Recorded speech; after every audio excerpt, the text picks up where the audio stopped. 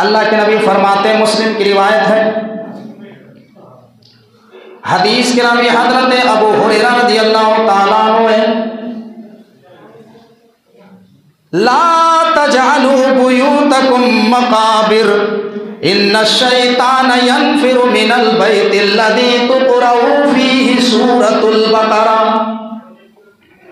अल्लाह के नबी ने फरमाया, ऐ लोगो तुम अपने घरों को कब्रिस्तान न बनाओ, ला तजअलू बुयूतकुम मकाबिर, ऐ लोगो तुम अपने घरों को कब्रिस्तान न बनाओ, इन्न शैतान यनफिरु मिनल बैतिल्लज़ी तुक़रअu फ़ीहि सूरतुल बक़रा।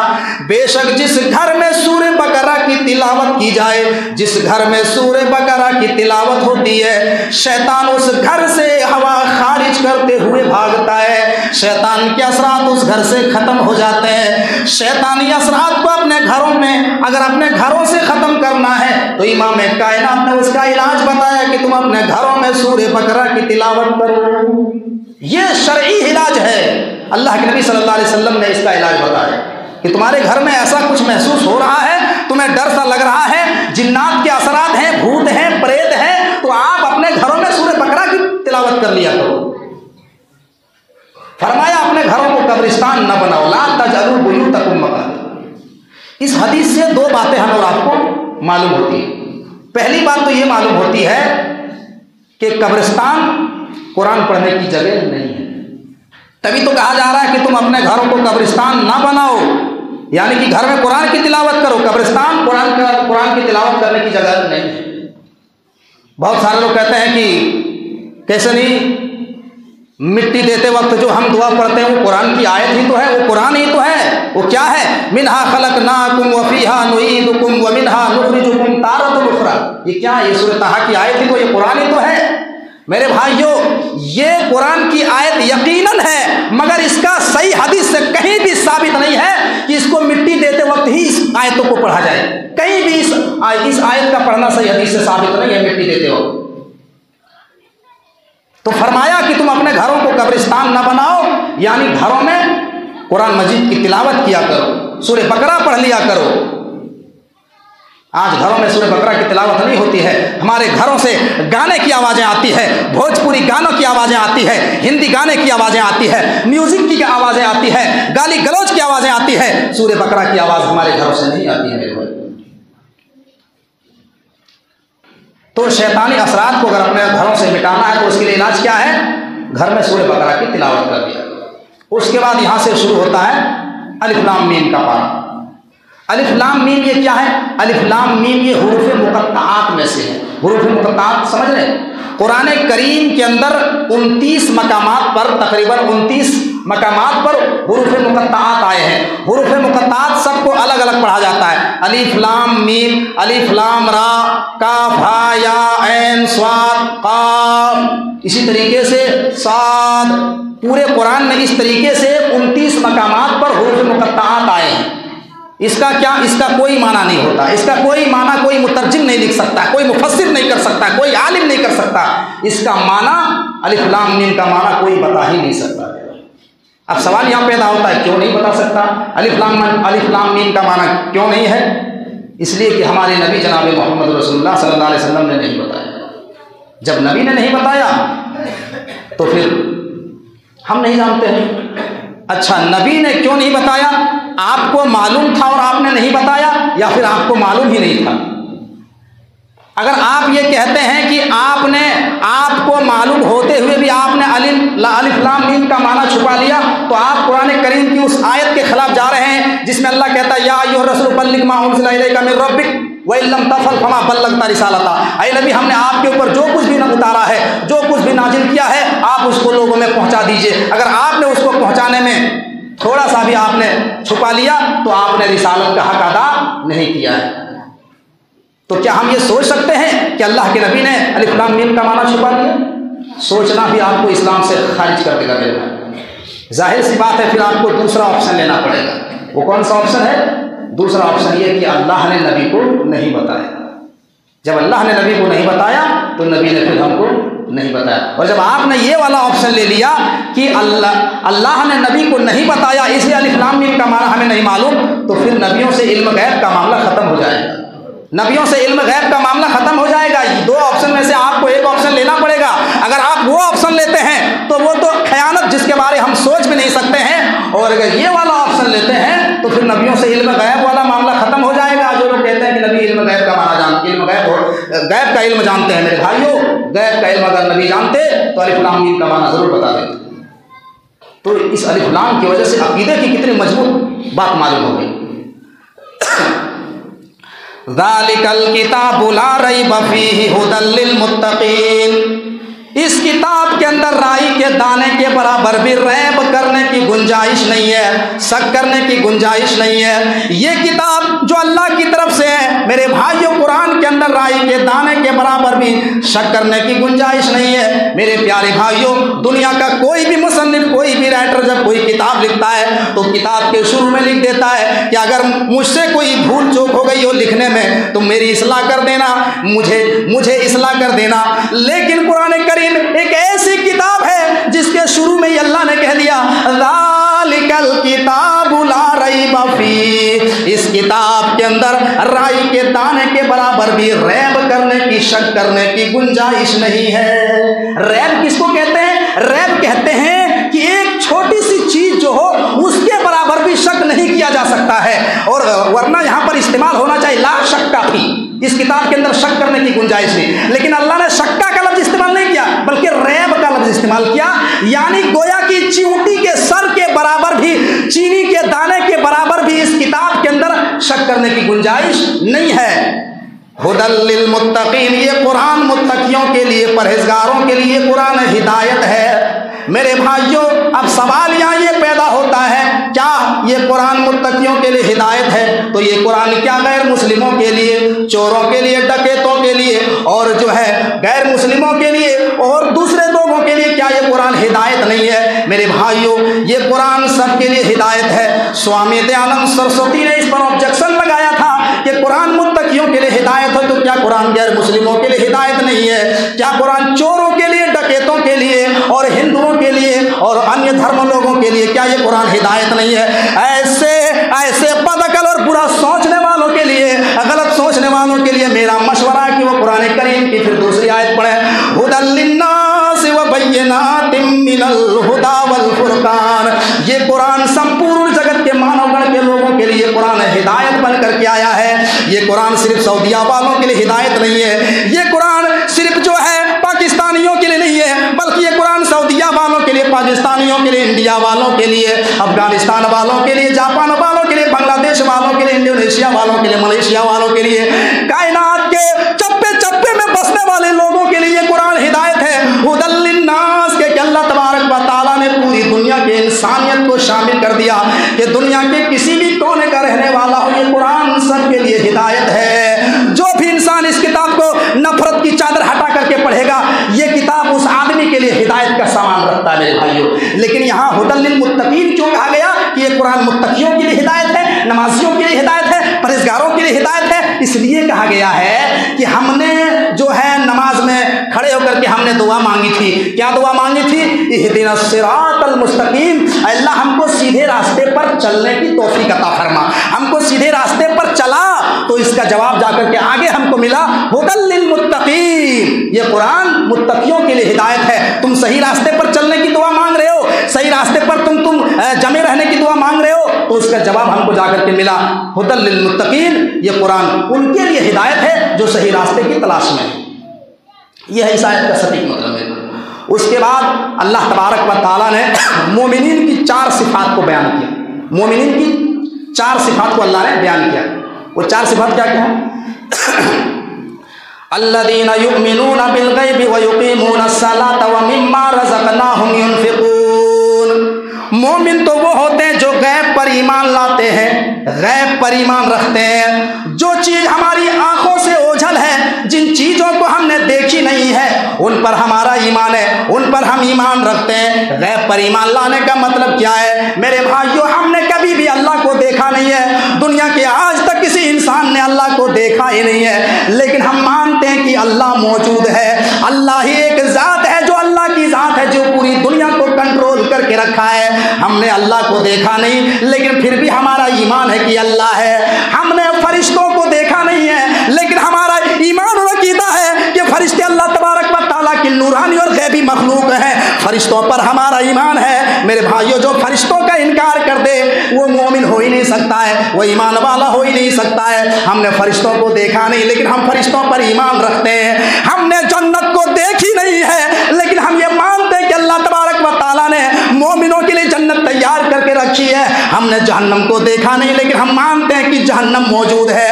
हमने जन्नत को देखी नहीं, हमने जहन्नम को देखी नहीं, हमने अज़ाब कब्र को देखा नहीं लेकिन इसके बावजूद भी हमारा ईमान है।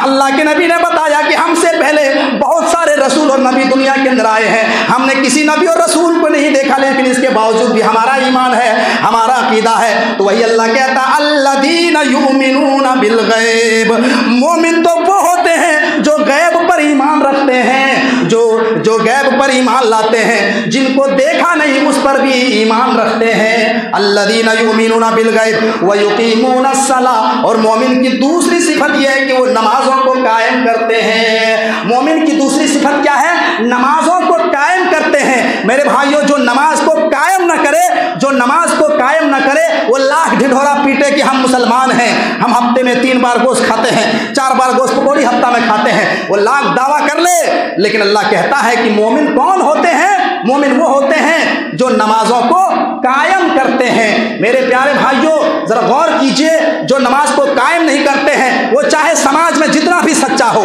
चाहे वो समाज में जितना भी वो मुंह से सच बोलता हो, लेकिन उसकी गवाही का एतमाद नहीं किया जाएगा। मेरे भाइयों, आप जानते हो ईद के चांद देखने में अगर मौसम खराब है और चांद नजर नहीं आया और गांव के 2 लोग कह रहे हैं कि एक ने कहा कि हमने चांद को देखा है, एक ने कहा कि हमने चांद को देखा है, उसने यकीनन चांद को देखा है और वह गवाही दे रहा कि हमने चांद को देख लिया है, जबकि वो नमाज को एक टाइम नहीं पढ़ता है, वो कभी सलात की पाबंदी नहीं करता है, लेकिन वो गवाही दे रहा है कि हमने चांद को देखा, हमने चांद को देखा है, ईद की नमाज पढ़ी जाएगी। तो इस्लाम कहता है, इस्लाम ये कहता है कि उसकी गवाही नहीं मानी जाएगी, चाहे वो जितना भी सच बोलता हो, चाहे वो सही कह रहा हो, लेकिन उसकी गवाही नहीं मानी जाएगी। क्यों? इसलिए कि वो सलात के पाबंद नहीं है, नमाज के पाबंद नहीं है। वो चाहे जितना भी सच बोल ले, कान नजर आ गया, लेकिन उसकी बात नहीं मानी जाएगी और उसकी बात पर नमाज नहीं पढ़ी जाएगी। और एक आदमी नमाज को कायम करता है और वो कहता है कि हमने चांद को देख लिया, तो उसी की गवाही मानी जाएगी।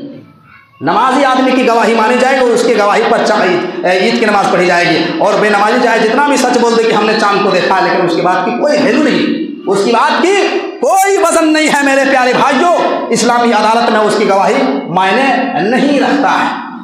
आज अफसोस होता है कहने में मेरे भाई और दोस्तों, जो हफ्ते में 1 बार आते हैं वो जो है हमको ज्ञान देते हैं, वजू खाने में बैठे घुसते हमको कहते हैं मौलवी साहब कौन सा मौजूद पर तकरीर करने वाले हैं, क्या बोलेंगे, इस पर थोड़ा बोल देना, उस पर बोलना है, क्या बोले कि आयत पढ़ के 3-4 जुमा से बोल रहे हैं, कोई अच्छा नया मौजूद नहीं। वो लोग बोल रहे हैं जो कभी एक टाइम की मस्जिद में दिखाई नहीं देता है, जिसका चेहरा हफ्ते में 1 बार दिखाई देता है, वो हमको ज्ञान, वो हमको जो कहेंगे मेरे भाई, उसकी बात की वजन बोल दी, कलाम एक काम से सुनता है दूसरे काम से निकालना कोई वैल्यू नहीं। ऐसे आदमी की बातों को मैं जूते की नोक पर रखता हूँ। और अगर तुम्हारी बात मनवाना है, तुम सलात के पाबंद बनो, फिर तुम्हारी बात को गौर फिक्र किया जाएगा कि ये क्या कह रहे हैं। वरना जो है मेरे भाइयों, यहाँ पर एक दिन आकर के बोलेंगे कि ये मौजू बोलो, वो तकरीर करो, तो आपकी बात की कोई वैल्यू नहीं। यही सब बोलते हैं तो कहते हैं मौलाना हमारी खिंचाई कर रहे हैं। मेरे भाइयों, गौर कीजिए कि हम क्या कहने जा रहे हैं। हम जब बोलते हैं तो मेरे मुंह में लगाम नहीं होता है, जिसको बुरा लगता लगे, हमें कोई फर्क पड़ने वाला है। यही फैक्ट है, यही सच्चाई है मेरे भाइयों। मोमिन कौन है? जो सलात की पाबंदी करते हैं, जो नमाज की पाबंदी करते हैं। तो पहली सिफत क्या? जो गैब पर ईमान रखते हैं। दूसरी सिफत ये नमाजों को कायम करते हैं। व मिम्मा रज़क़नाहुम युनफ़िक़ून। और मोमिन की तीसरी सिफत ये है कि हमने उन्हें जो माल अता किया है, हमने उन्हें जो रिज़्क़ अता किया है, उन मालों में से अल्लाह के रास्ते में खर्च करते हैं, अल्लाह की राह में खर्च करते हैं। मेरे भाइयों, मोमिन बखील नहीं होता है। मोमिन के पास जब माल आता है तो अल्लाह के रास्ते में देने में हिचकिचाते नहीं है। मेरे भाइयों, वो लाख पैसा होने का दावा करे, एक मुसलमान वो दावा करे कि हम बहुत पैसे वाले हैं, हम लखपति हैं, करोड़पति हैं, लेकिन जहाँ दीनी जगहों में खर्च करने का मामला आ जाए, वो जेब से 100 रुपये निकालने में ऐसा उसको महसूस होता है जैसे मौत का फरिश्ता हमको रूह खींच रहा है। मेरे भाइयों, अगर वो दीनी जगहों में की सिफत नहीं है। मोमिन कौन लोग हैं? जो दीनी जगहों में अपने माल को, अपने रिस्क को खर्च करते हैं। ये 3 क्वालिटी हो गई। और चौथी क्वालिटी मोमिन की क्या है? वल्लदीना युमिनूना बिमा उनजिला इलैका वमा उनजिला मिन कब्लिक व बिल आखिरति हुम यूकिनून। मोमिन की चौथी सिफत यह है कि मोमिन वो होते हैं जो अल्लाह के नबी जनाब मोहम्मद रसूलुल्लाह सल्लल्लाहु अलैहि वसल्लम के ऊपर जो कुछ नाज़िल किया गया है उन पर ईमान रखते हैं, और उनसे पहले रसूलों पर जो कुछ उतारा गया है उन पर भी ईमान रखते हैं। व बिल आखिरति हुम यूकिनून, और आखिरत पर भी ईमान रखते हैं। मोमिन कौन होते हैं? जो अल्लाह के नबी सल्लल्लाहु अलैहि वसल्लम के ऊपर जो चीज़ उतारी गई है, जो शरीयत नाजिल की गई है, उस पर ईमान रखते हैं। और उनसे पहले जो ईसा अलैहिस्सलाम पर इंजील नाजिल की गई, तौरात नाजिल की गई, जबूर नाजिल की गई दाऊद अलैहिस्सलाम पर, इसी तरीके से जो भी किताबें अल्लाह के नबी से कब्ल नाजिल की गई उन सारी किताबों पर हमारा ईमान है। उन सारी किताबों पर हम ईमान रखते हैं और आखिरत पर भी ईमान रखते हैं। ये चार क्वालिटियाँ मोमिन की बताई गई है, जिसके अंदर ये 4 क्वालिटियाँ हैं, 4 खूबियाँ हैं, 4 सिफतें हैं। अल्लाह तबारक व तआला कहता है उलाइका अला हुदम मिर रब्बिहिम व उलाइका हुमुल मुफ्लिहून। यही लोग रब की तरफ से हिदायत के रास्ते पर हैं और यही लोग क़यामत के दिन कामयाब होने वाले हैं। That is called successful. यही लोग हैं, यही लोग सक्सेसफुल हैं जिनके अंदर 4 खूबियाँ पाई जाती हैं। गैब पर ईमान रखते हैं, नमाजों को कायम करते हैं और नमाजों को कायम करते हैं, अपने मालों को अल्लाह के रास्ते में खर्च करते हैं, और नबी से पहले जो चीज़ उतारा गया उन पर ईमान रखते हैं, आखिरत पर यकीन रखते हैं। ये 4 क्वालिटियाँ, 4 खूबियाँ जिसके अंदर मौजूद हैं, यही लोग रब की तरफ से हिदायत के राह पर हैं और आखिरत में कामयाब होने वाले हैं। उसके बाद वक्त बहुत तेज़ी के साथ गुजर रहा। उसके बाद अल्लाह तबारक व तआला ने तौहीद का जिक्र किया, अपनी तौहीद का जिक्र किया, तौहीद उलूहियत का जिक्र किया कि इंसानों को हमने पैदा किया, आसमानों से बारिश को हमने उतारा, ज़मीन से गल्ला हमने पैदा किया। भाई मेरे बंदो, तुम मेरे अलावा दूसरों की इबादत क्यों करते हो? या अय्युहन्नासु उब्दू रब्बकुमुल्लज़ी खलक़कुम वल्लज़ीना मिन क़ब्लिकुम लअल्लकुम तत्तक़ून अल्लज़ी जअला लकुमुल अर्ज़ फ़िराशन वस्समाअ बिनाअ व अंज़ला मिनस समाइ माअन फ़अख़रज बिही मिनस समराति रिज़क़न लकुम फ़ला तजअलू लिल्लाहि अंदादन व अंतुम तालमून। अल्लाह कहता है, ऐ लोगों, तुम अपने उस परवरदिगार की इबादत करो जिसने तुम्हें पैदा किया और तुमसे पहले के लोगों को पैदा किया। लअल्लकुम तत्तक़ून, ताकि तुम मुत्तकी और परहेज़गार बन जाओ, तकवा वाले बन जाओ, तुम अल्लाह के प्यारे बन जाओ। अल्लज़ी जअला लकुमुल अर्ज़ फ़िराशन वस्समाअ बिनाअ व अंज़ला मिनस समाइ माअन फ़अख़रज बिही मिनस समराति रिज़क़न लकुम फ़ला तजअलू लिल्लाहि अंदादन व अंतुम तालमून। ऐ लोगों, वही तो है जिसने तुम्हारे लिए ज़मीन को फर्श बनाया है, ज़मीन को तुम्हारे लिए करारगाह बिछौना बना दिया है, और आसमान को छत बनाया है। आसमान पर आप पूरी दुनिया में नजर दौड़ा करके देखें मेरे भाइयों, आसमान बगैर पीलर के टिका हुआ है, आसमान बगैर पीलर के खड़ा है। बगैर पीलर के जिसने आसमान को छत बनाया और ज़मीन को हमारे लिए बिछौना बनाया और आसमान से बारिश बरसा करके इंसानों के लिए ज़मीन से अनाज पैदा किए, तो फिर तुम ये सब जानते हो कि अल्लाह ही कर सकता है, फिर तुम अल्लाह के अलावा दूसरे की इबादत क्यों करते हो? अल्लाह की इबादत में दूसरे को तुम शरीक क्यों करते हो? ये अल्लाह तबारक व तआला ने तौहीद का जिक्र किया। उसके बाद मेरे भाइयों, आपने अगर अल्लाह की तौहीद को मान लिया तो अल्लाह की रिसालत को भी मानना पड़ेगा, और ये मानना पड़ेगा कि मोहम्मद सल्लल्लाहु अलैहि वसल्लम अल्लाह के रसूल हैं। इसलिए अल्लाह ने तौहीद के बाद फौरन जो है रिसालत का जिक्र किया। क्या जिक्र किया? व इन कुंतुम फी रैबिन मिम्मा नज़्ज़लना अला अब्दिना फ़अतू बिसूरतिन मिन मिस्लिही वदू शुहदाकुम मिन दूनिल्लाहि इन कुंतुम सादिकीन। ऐ दुनिया के लोगों, अगर तुम्हें शक और शुबहा है कि हमने जो कुछ मोहम्मद के ऊपर नाजिल किया है, हमने जो किताब मोहम्मद के ऊपर उतारा है, अगर तुम्हें शक है, अगर तुम्हें जो है कोई डाउट है कि ये किताब जो है मोहम्मद ने अपनी तरफ से बना लिया है, तो जाओ हम चैलेंज करके कहते हैं कि कुरान करीम जैसी एक सूरत बना करके ले आओ, एक सूरत बना करके लाओ। नहीं ला सकते हैं। आज भी पूरी दुनिया के मेरे भाई अंदर एक भी बड़े से बड़े आलिम जानकार हैं। आज भी मेरे भाइयों पूरी दुनिया के उलमा, जानकार उलमा सब एक जगह जमा हो जाएं, अरब के जितने बड़े बड़े मशाइख हैं सारे जो है उलमा जमा हो जाएं, कुरान करीम की एक आयत नहीं बना के ला सकते, एक आयत नहीं बना के ला सकते हैं। अभी कुछ साल पहले हमारे मुल्क के अंदर वसीम रिजवी नाम का एक पाखंडी इंसान पैदा हुआ और उसने एतराज कर दिया कि कुरान करीम के अंदर से 26 आयतों को निकाला जाए और सुप्रीम कोर्ट में उसने अर्जी लगा दिया कि कुरान से 26 आयतों को निकाला जाए। मेरे भाइयों, ये कुरान क्या किसी के बाप ने लिखा है? ये किसी इंसान ने लिखा है 26 आयतों को निकाल दिया जाएगा? मेरे भाइयों, अल्लाह की ऐसी मार पड़ी कि खुद उसको उसके घर वालों ने निकाल दिया, उसके समाज ने निकाल दिया, सोसाइटी ने निकाल दिया, और पूरे इस्लाम वालों ने जो है उसको बाइकाट किया। पूरे इस्लाम से ही वो अल्लाह ने उसको निकाल के जो है मुर्तद बन गया, जो अल्लाह की किताब पर सवालिया निशान खड़ा करे। मेरे भाई, ये कुरान अल्लाह की जानिब से है, और अगर आपने ये मान लिया कि कुरान अल्लाह की जानिब से है तो आपको ये भी मानना पड़ेगा कि अल्लाह है, तभी तो उसकी जानिब से आ रहा है। और जब आपने ये मान लिया कि अल्लाह है तो आपको यह भी मानना पड़ेगा कि मोहम्मद उसके आखिरी रसूल हैं, क्योंकि तभी तो उनके ऊपर नाजिल हो रहा है, तभी तो उनके ऊपर नाजिल हो रहा है, किसी और के ऊपर नाजिल नहीं हो रहा है। तो एक चीज को मानने से 3 चीजें आपको ऑटोमेटिक मानना पड़ेगी। इसलिए मक्का के काफिर जो है वो कुरान ही का इनकार कर देते हैं। ना हम कुरान को मानेंगे, कुरान को जब मानेंगे तब ना अल्लाह को मानना पड़ेगा, रसूल को मानना पड़ेगा, वो कुरान ही को इनकार कर देते थे। मेरे भाइयों, तो ये कुरान यकीनन अल्लाह तबारक व तआला की तरफ से, अल्लाह की जानिब से है, और मोहम्मद सल्लल्लाहु अलैहि वसल्लम अल्लाह के आखिरी रसूल होने में कोई शक नहीं, कोई शक नहीं। मेरे भाई, उसके बाद जो है, उसके बाद बनी इसराइल के लोगों का जिक्र। बनी इसराइल ये बहुत ही अल्लाह तबारक व तआला ने इसको मकाम और मर्तबा दिया था, बहुत फजीलत दी थी। वान्नी फज़्ज़लतुकुम अलल आलमीन, पूरी दुनिया वालों पर बनी इसराइल को फजीलत दी थी। लेकिन बड़ी नालायक, बड़ी बदमाश कौम थी, बहुत बदमाश। इतना देखिए, रब का करम देखिए, आसमान से मन्ना सलवा खाना उतर रहा है, आसमान से जन्नती खाना उतर रहा है, लेकिन इनको समझ में नहीं आया। इनको दाल चाहिए, पापड़ चाहिए, गोश्त चाहिए, पकौड़ी चाहिए, टिकिया चाहिए, सब कुछ चाहिए। इनका इतराज कर दिया, ये खाना सही नहीं है। भाई, जन्नती खाना आसमान से उतर रहा है तो अच्छा ही उतर रहा होगा, खराब नहीं उतर रहा होगा। लेकिन बनी इसराइल के लोगों ने नकीर लगा दिया, ये खाना सही नहीं है, हाँ ये खाना सही नहीं है। अल्लाह ने खाना को बंद कर दिया। और जब ये लोग जो है कुरान की तफसीर पढ़िए, मकामे तीह में और वादिये सीना में जब ये 40 साल तक भटकते रहे, 40 साल तक भटकते रहे मैदान वादिये सीना में, मकामे तीह में रहने के लिए मकान नहीं और खाने के लिए तो आसमान से मन्ना सल्ला उतर रहा है। तो अल्लाह ताला ने क्या किया, इनको धूप से बचाने के लिए अल्लाह ताला ने जो है इनके ऊपर बादलों का साया किया। वह सल्लल्ला अलैकुमुल गमामा, इनके ऊपर अल्लाह ने बादलों का साया कर दिया। इनके ऊपर क्या किया, बादलों का साया किया। तो साया कोई बुरी चीज नहीं है, साया कोई बुरी चीज नहीं है। और जन्नत में भी इन जन्नतियों को साया मिलेगी, वह सिल्लिम ममदूद, लंबे लंबे साए मिलेंगे जन्नतियों। तो साया कोई, आज दुनिया के अंदर एक कौम है जिनको साए से बहुत चिढ़ है, कहते हैं कि नबी का साया नहीं था, नबी का साया नहीं था। क्यों नहीं था? नबी के साये पर किसी का पैर लग जाता तो नबी की बेअदबी हो जाती, नबी की गुस्ताखी। लोग कहते सुभान अल्लाह, क्या बात बताई, क्या बात बताई।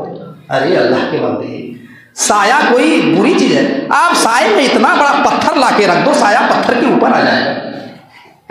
पैर साये पर रखो, साया पैर के ऊपर आ जाएगा। साया दबता है क्या? क्या फालतू में लोगों को बेवकूफ बना रहे? साया दबता ही नहीं है, तो कहते साये पर पैर लग जाता तो बेअदबी हो जाती, गुस्ताखी होती, तो सुभान, लोगों को बेवकूफ बना रहे हैं। तो साया कोई बुरी चीज नहीं है, साया अच्छी, जन्नत में भी साया मिलेगा और दिया कि नहीं देखो है। और अल्लाह ने यहाँ साये का जिक्र बतौर एहसान किया है। मेरे भाई बहुत टाइम वक्त तेजी से गुजर रहा, एक आयत सुनिए। ये आयत देखिए, अल्लाह बेहतर जाने ये आज के दौर में फिट हो रही है और आने वाले न जाने कब तक जो है ये आयत करीमा फिट बैठती रहेगी लोगों के ऊपर है। आयत करीमा वमन अज़लमु मिम्मन मनअ मसाजिदल्लाहि अन युज़करा फ़ीहा इस्मुहु व सअ फ़ी ख़राबिहा, उससे बड़ा जालिम कौन होगा जो अल्लाह के घर में अल्लाह के जिक्र करने से रोके। उससे बड़ा जालिम कौन? खाने काबा के ऊपर मुशरिकीन का कब्जा हो गया था ना, उसने मुसलमानों को रोक दिया था उम्रा करने से, नमाज पढ़ने से। बैतुल मुक़द्दस में यहूदियों का कब्जा हो गया तो जो है उसने मुसलमानों को रोक दिया, तंग कर रहा है। आज भी दुनिया के अंदर बहुत सारे लोग हैं जो बाकायदा अपनी मस्जिद के बाहर में बोर्ड लगवा लेते हैं कि यहाँ पर फला साहब का आना मना है, यहाँ फला जमात के लोगों का इस मस्जिद में दाखिल होना मना है, अगर आ गया तो वो अपने जिम्मेदार खुद होंगे। कहीं कहीं लिखा होता है कि झाड़ू भी उसी से लगवाई जाएगी, मस्जिद भी उसी से धुलवाया जाएगा। ये होता है। कुरान कहता उससे बड़ा जालिम कौन होगा? जालिम का मतलब मस्जिद को मिसमार कर देना सिर्फ ही नहीं है, जालिम का मतलब यह है कि आप उसमें अल्लाह की इबादत किसी को न करने दें। ये भी तो जालिम लोग हैं कि आप मस्जिद में आने से किसी को रोक रहे हैं, मस्जिद में आने से रोक। बहुत सारे लोग जो है शर्त लगा देते हैं कि नहीं आ सकते हैं। अगर आ करके हमारी मस्जिद में आपने नमाज पढ़ लिया और आमीन अगर जोर से बोल दिया तो बहुत सारे कट्टरपंथी दुनिया में लोग हैं जो मस्जिद साफ करवा लेते हैं, मस्जिद तक धुलवा लेते हैं कि हाँ आपने हमारी मस्जिद को अपवित्र कर दिया, नापाक कर दिया, मस्जिद को धुलो, आपने हमारी मस्जिद को नापाक कर दिया। आमीन कहना मस्जिद को नापाक कहते हैं। बताइए आमीन कोई गलत लफ्ज है? आमीन कोई शोर शराबा है? आमीन फालतू की आवाज है? मेरे भाइयों हम क्या दुआ पढ़ते हैं सूरह फातिहा में क्या मांगते हैं? इहदिना सिरातल मुस्तकीम, अल्लाह हमको सीधे रास्ते पर चला, सिरातल लज़ीना अनअमता अलैहिम, अल्लाह हमको उनके रास्ते पर चला जिनके ऊपर तेरा इनाम हुआ, जिनके ऊपर तूने इनाम किया, उनके रास्ते पर ना चलाना जिनके ऊपर तेरा गजब नाजिल हुआ, तेरा गुस्सा नाजिल हुआ, और जो रास्ते से भटक गए। हम कहते हैं आमीन, अल्लाह दुआ को कबूल कर ले। लोगों कहते हैं कि फालतू की आवाज़ है, चिल्ला रहे हैं। अरे फालतू की आवाज़ है, दुनियादारी की आवाज़ है। मस्जिद में किसको बोलते हैं? मस्जिद में जो दुनियादारी की बातें करते हैं, मस्जिद में जो हल्ला करते हैं, हो कर हो चढ़ो पकड़े, ये तमाम आवाज़ें जो है फालतू किस्म की आवाज़ें हैं जिनका दीन से कोई रिलेटिव नहीं, जिनका दीन से कोई ताल्लुक नहीं, ये फालतू किस्म की आवाज़ है मेरे भाइयों। तो हम तो ये तमाम आवाज़ों को मुँह से निकालते नहीं, हम तो आमीन कहते हैं अल्लाह तो कबूल कर ले, लेकिन लोगों को इस शादी करा के सब अल्लाह रहम करे। तो ये आयत करीमा न जाने मेरे भाइयों कब तक लोगों के ऊपर फिट बैठता रहेगा। तो मेरे भाइयों ज़रा गौर कीजिए, एक लास्ट बात, उसके बाद जो है हज़रत याकूब अलैहिस्सलाम का एक बहुत ही मशहूर वाक़या न करो। हज़रत याकूब अलैहिस्सलाम जब दुनिया से जाने लगे तो उन्होंने अपने घर वालों को जमा किया, अपने बेटों को जमा किया, और जमा करने के बाद क्या नसीहत कर रहे हैं? अम कुंतुम शुहदा इद हदर याकूबल मौत इद क़ाल लिबनीहि मा ताबुदूना मिन बादी। हज़रत याकूब अलैहिस्सलाम जब दुनिया से जाने लगे तो अपने घर वालों को, अपने बेटों को जमा किया, और जमा करने के बाद कहा, क्या है मेरे बेटों ज़रा ये बताओ कि मेरे इंतकाल के बाद तुम किसकी इबादत करोगे?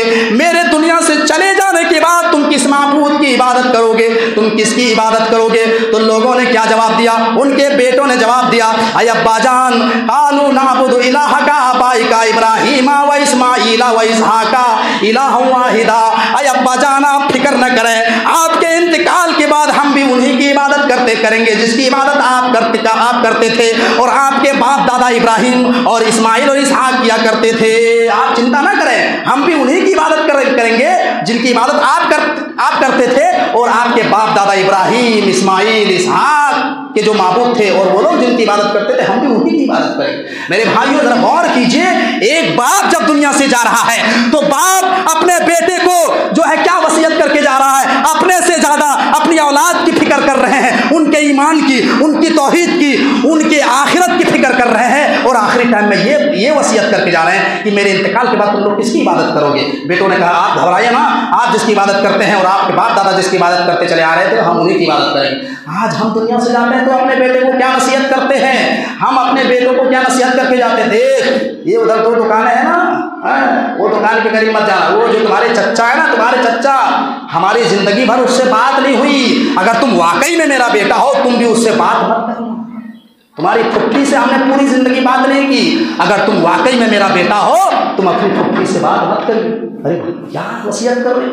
आप मरने बैठे हो भाई, एक पैर कब्र में है, एक पैर दुनिया में, आप दुनिया छोड़ रहे हैं, क्या वसीयत करके जा रहे हैं? नफरत बांट करके दुनिया से जा रहे हैं।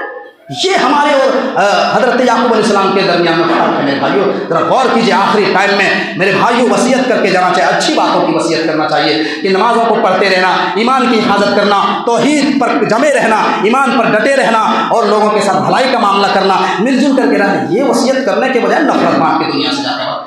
ऐसे लोग दुनिया में मेरे भाइयों हमारे इलाके में हैं। मेरे भाइयों हम इलाके बहुत जगह घूमे हैं और बहुत जगह नमाज़ पढ़ाए हैं। एक ऐसा गाँव है जहाँ पे 2 भाइयों में इतना टेंशन है, इतनी नफरत है कि अगर नमाज में एक जगह खड़ा नहीं होते, और किसी वजह से अगर वहीं पर उसका बाग लग गया जगह खड़ा होने के लिए, तो एक तरफ सलाम फेरते हैं, दूसरी तरफ उसका चेहरा आ जाता है तो सलाम ही नहीं फेरते, एक ही तरफ सलाम करके बैठ जाते।